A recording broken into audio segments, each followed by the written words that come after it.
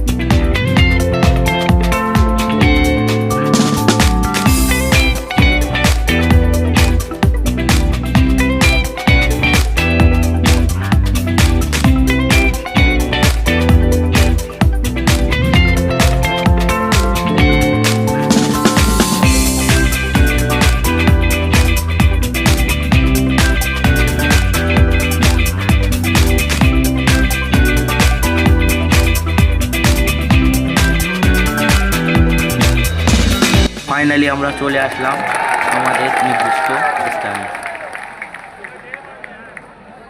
আসসালামু আলাইকুম। আমরা জানি কি জন্য এসেছি। এমন বাবু বা আমার অমুসলিম ভাইরা জানে না যে আমরা এসেছি কি জন্য।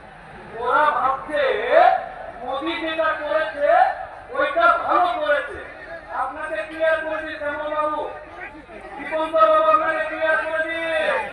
মুসলিম সম্প্রদায়ের মানুষ আপনার লগ্ন দেখে দেশ থেকে সিঁদুর পরিয়ে যে মেয়েটাকে বিয়ে করেছে, আমরা ওই বউটাকে ফিরে নেওয়ার আন্দোলন করছি না। আমি যাকে মোহর দিয়ে মৌলভী সাহেবকে বিয়ে করেছি, এই সরকার মধ্যে উকিল সাহেব আপনার বউকে আমার ভালো লেগেছে, আই লাভ ইউ, আপনার বউ আমাকে দেবো। ঠিক তেমনই আমার বাপের, আমার পূর্বপুরুষের দেওয়া জমিতে ওয়াকাফ সম্পত্তিকে বলছে এই জমিগুলো আমাদের পেতে। একটা উদাহরণ বলি, এই নতুন আইনে কি আনতে চাইছে, একটা 10,000 গ্রামের মুসলমান 10 বিঘা কবরস্থান আছে, 10,000 মুসলমান, এদের যেটা বক্তব্য 10,000 মানুষ বছরে ওই গ্রামের মানুষ মরে 10টা বা 15টা 10 বিঘা কবরস্থান রাখার কি দরকার আছে?